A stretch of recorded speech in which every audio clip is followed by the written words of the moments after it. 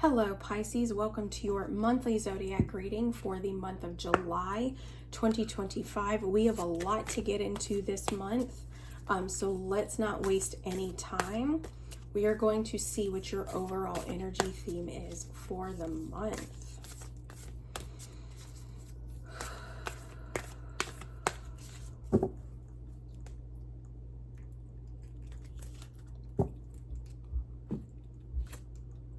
Step out of your comfort zone, North Node. Pisces is already currently sitting in the North Node. So this is definitely stepping out of your comfort zone. Where do you feel like you're not? Where are you getting urges to move and to do things maybe that are out of the ordinary? Maybe try things that are new for you, but you feel a little hesitant. If you're feeling that, if that's the pattern, if that's what you've been feeling, the divine is trying to push you out of that comfort zone, okay? Let's see what each week has in store for you. We will pull tarot for each week. We will discuss the astrological transits and how they will show up or could show up for you. During those weeks, we will clarify these tarot messages with more tarot, and then we will wrap it up with some additional oracle guidance. Let's see. The Page of Swords here in the first week. The Queen of Swords here in the second week. Queen of Swords in reverse, excuse me. The Nine of Swords. Are we in our heads? Yes, we are. And Strength. Okay. Here in this first week, we've got the Page of Swords. Pages are messengers of the tarot. And swords represents the mind, thoughts, ideas, and communication. So you are either on the precipice, like you're learning something new, or I'm getting the feeling of like stepping out of your comfort zone. Maybe you need to use your voice more. Maybe you need to use your voice more and say ultimately what needs to be said, right? So let's see, on this week, on July 4th, Venus is making a conjunction to Uranus. This could bring about liberation or sudden change when it comes to our relationships and the things that we value. And this is happening right before she moves into the sign of Gemini. Gemini sits in your fourth house. So for you guys, it could be that right before Venus moves into Gemini, she's sitting in your third house of communication. What have you learned? What have you learned? What is it that you need to say? Because now is the prime opportunity for you to say it, and say it in a way where it's actually going to work out in your favor. Okay. Then Venus is moving into your fourth house. This could be that you're finding yourself, when it comes to your home environment, maybe you're a little bit more inquisitive about the people that are at home with you, finding out what they love, what do they value, what are your shared belief system. This is very much being inquisitive of those that we love and about what it is that we value. On the 4th, we also have Neptune going retrograde within the sign of Aries. Aries is all about the I am. It is all about like the sense of identity. It's leadership. And Neptune is kind of like boundlessness. So when Neptune is moving forward, there's this sense of uncertainty. There's this kind of fog that lingers in the air. But when this energy goes retrograde, it's kind of like sucking all that fog back up. And we can see things a lot more clearly. But seeing them clearly is also going to show us maybe where we have been a little delusional when it comes to this particular area of our lives. And for you guys, this is your second house. So this is around your self-worth. This is around your material finances, your material possessions. Even though Neptune going retrograde is somewhat of a big deal, I don't feel like it's the prominent transit that is impacting you. Other than, I think Venus, the conjunction with Venus and Uranus before it moves into Gemini is definitely what is at play here. In the second week, we've got the Queen of Swords. The Queen of Swords, when she is in reverse, she can be a little too reliant on what other people think. She could be a little gossipy. She could be cold and calculating with how she speaks to others, very like cut straight to the point. And she could also people please. Like she doesn't use her own voice. She doesn't speak up for herself, or she doesn't say what she thinks because she's too, I don't want to say reliant, but she doesn't want to shake anything up. She's like, I don't want to do that. I don't want to make anybody unhappy. And with Uranus here in the second week, Uranus is moving into the sign of Gemini. Uranus is known as the great disruptor. It's known as the great awakener. And it's moving into your 4th house. So this moving into the 4th house could really reveal, maybe when it comes to your home life, when it comes to your, like maybe even your mother, your relationship with your mother. If you feel like your mother is very like cold and calculating with how she speaks to you, this is definitely going to reveal that aspect, and it could just promote a lot of shaky ground for you in that moment. On the 10th, we are going to experience a full moon within the sign of Capricorn. For you guys, Capricorn is your 11th house. So this has a lot to do with your social circles, close-knit like friend groups, your community, the collective, and even like your hopes and your dreams, right? Your future. Maybe you're a little too reliant on other people when it comes to what they have to say about what you want to do with your future. Here in the 3rd week, on the 13th, Saturn is going to go retrograde within the sign of Aries. So again, your 2nd house, Saturn going retrograde is going to probably reveal where we're not being as disciplined as we need to. This could be in, again, regards to the 2nd house, this is about material finances, material possessions, and even your self-worth and your values and your belief systems. Are you living up to your own standards? For you guys, the 9 of Swords, there's a lot of fear, there's a lot of worry around this particular area of life. So maybe there's a lot of worry around your material possessions. Maybe there's a lot of worry around your self-worth. There's a lot of anxiety around your self-worth and how that ties in to your material possessions. Here in the last week, we have Strength. And I love this because this is when Leo season begins. Strength is ruled by the sign of Leo, but Leo season begins on the 22nd. Make sure you tell your Leos happy birthday. On the 24th, we will experience a new moon within the sign of Leo. For you guys, Leo is your 6th house. This is your day-to-day activities, your day-to-day routines. So where can you set intentions, or what can you set intentions towards when it comes to your day-to-day? The Strength card here represents quiet strength. It represents quiet confidence. You are the lion and the lion tamer simultaneously. You can ferociously be the leader and be the person that you want to be on a day-to-day basis. It's just going to take time and discipline. Okay? Here on the 30th, we've got Chiron, the wounded healer, going retrograde within the sign of Aries. Again, Aries in your 2nd house. Chiron going retrograde within that could reveal a lot of wounds, maybe around your sense of self and how that is tied to your finances or your material wealth. On the 31st, Venus is moving into the sign of Cancer.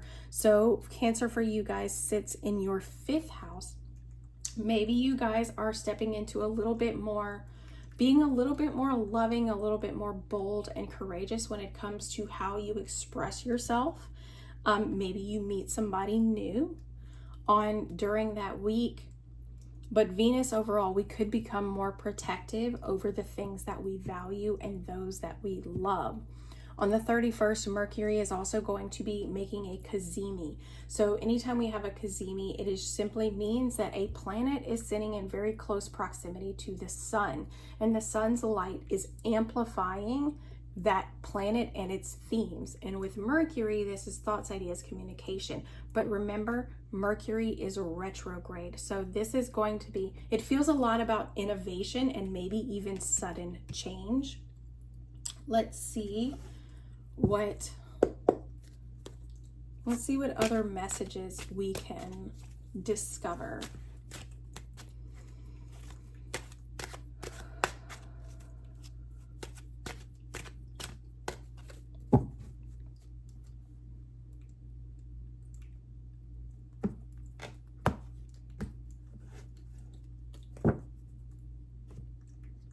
The Page of Swords, the Two of Cups in reverse, and Justice in reverse. Okay. So let's see, we're looking at Aries, your second house, and then Gemini is in your fourth house.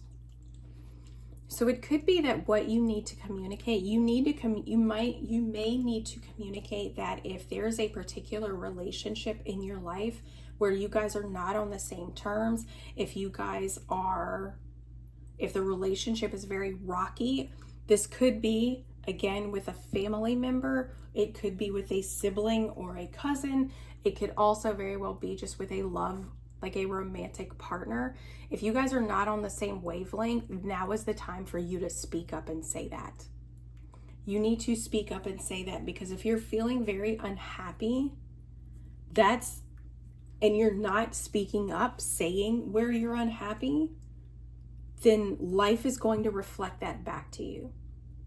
If you feel like if you're looking at it like, I'm not worthy of the love that I want, but if you're in a current relationship and you're not speaking up for yourself, yeah, you're gonna feel unworthy because you're not standing up for yourself. You're not advocating for your own worth.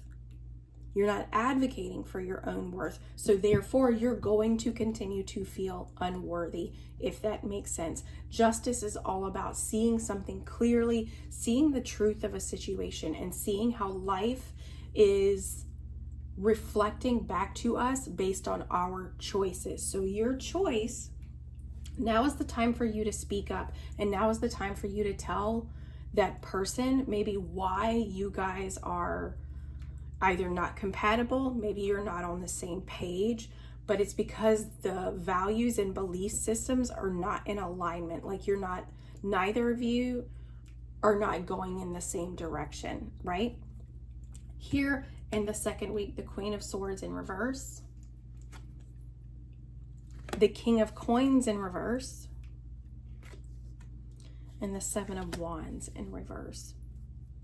There's definitely a feeling of lack of confidence when the Seven of Swords is in reverse. When we've got the King of Coins in reverse, it could be that maybe you're dealing with somebody who is very selfish, maybe somebody who's very much focused on the material world, very focused on like comfort, security, wealth, work, things of that nature.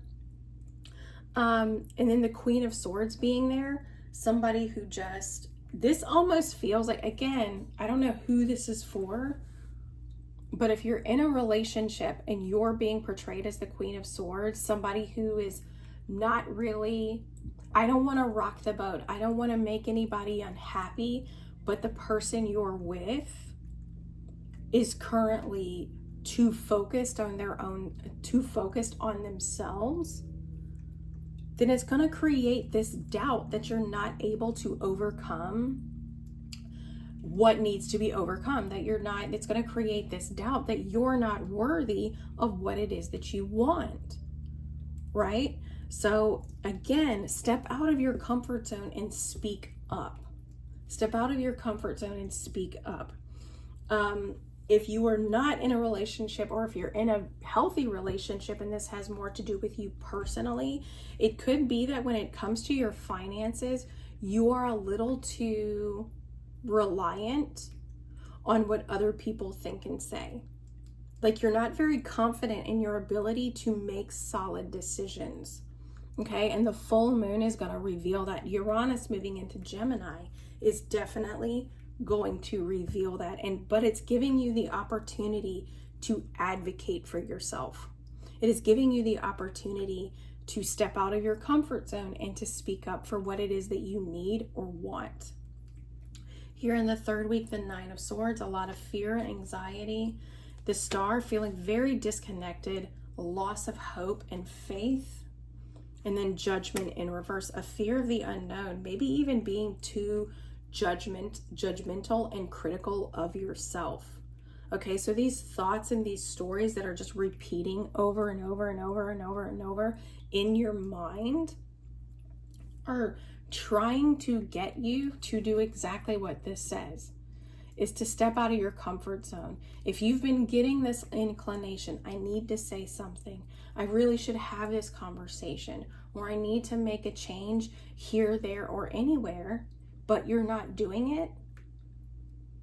If you keep wanting change, but you're not taking action to create that change, the divine is going to do it for you. And the more pressure that becomes applied, the more you begin to feel disconnected, the more fear, worry, and anxiety come up, and the more critical, and the more we can slip back down into those lower vibrational tendencies, or those shadow tendencies, where we become frustrated, angry, resentful, all of the things. So here in this third week, with Saturn going retrograde and Mercury going retrograde, you are being given, like, it's just going to reveal, it's almost like it's bringing up everything that you've been repressing. It's bringing up everything that you've been repressing. But the thing about that is, again, this is an opportunity for you to reconnect with who you are and what it is that you want. It is the opportunity for you to surrender to the unknown, surrender to that call, that thing that's pulling you, that thought that keeps repeating, I know I need to do X, Y, and Z, but I'm just too scared to do it. Whatever X, Y, and Z is what you need to do. And you can turn this energy around and it will feel vastly different. Here in the last week's strength, the Page of Coins, beautiful.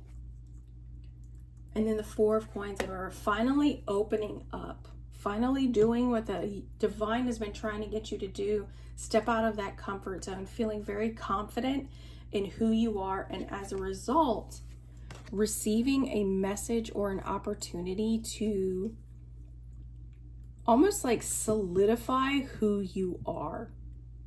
And by letting go of who you are not. That's kind of what that feels like. The pages are messengers, but they're also apprentices. And Pentacles represents your health, your personal development, your finances. You could be receiving an opportunity of financial investment. With Mercury moving into Cancer even. But ultimately, it's kind of like this. There is always a way. There's always a way. If you need to have a conversation with someone, there's always a way to do that. If you struggle with communication, I follow Jefferson Fisher. He's actually a litigation lawyer, and he's an incredible one. But he teaches people how to communicate and how to communicate effectively. As a Libra, as somebody who has never wanted to rock the boat, I've always struggled with communication, specifically in relationships.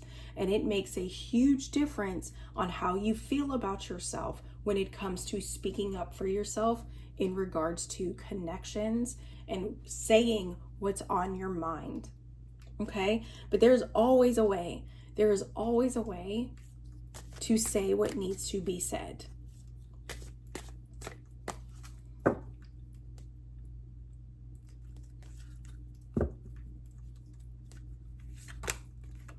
Queen of everything.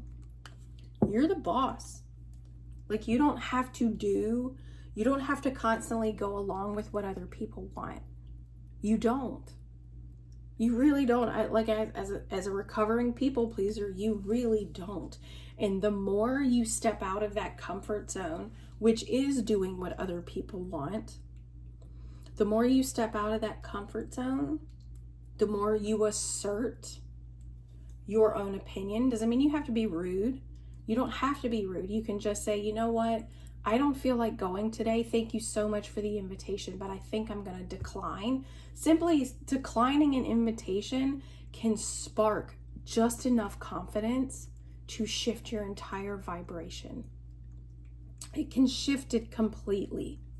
So while you're feeling this sense of self-doubt, while you're feeling this, I don't have what it takes. And again, your second house is being activated. So this has a lot to do with your self-worth, as well as your self-worth being tied to like material resources, and your ability to achieve those resources. If you're kind of at a stalemate when it comes to that, it can definitely be triggering that. But you are also being guided, like I said, to step out of that comfort zone and advocate for yourself. Because as you do, as you step into that confidence of, you know what, if I can do that, then I can do this. If I can do this, then I can do that. By stepping into that confidence, it's almost like you completely shift your vibrational tone and you begin to truly believe that you are worthy of the things that you desire. You are the queen of everything, and you don't have to consistently go along with what everybody else wants. Jar of Dreams. What call? So judgment represents like hearing the call. Like I said, if there's been a repeated thought, if you have been getting this inkling, if there's something that you're putting off, that is a call from the universe. Whatever it is that you're putting off, that is the universe calling you.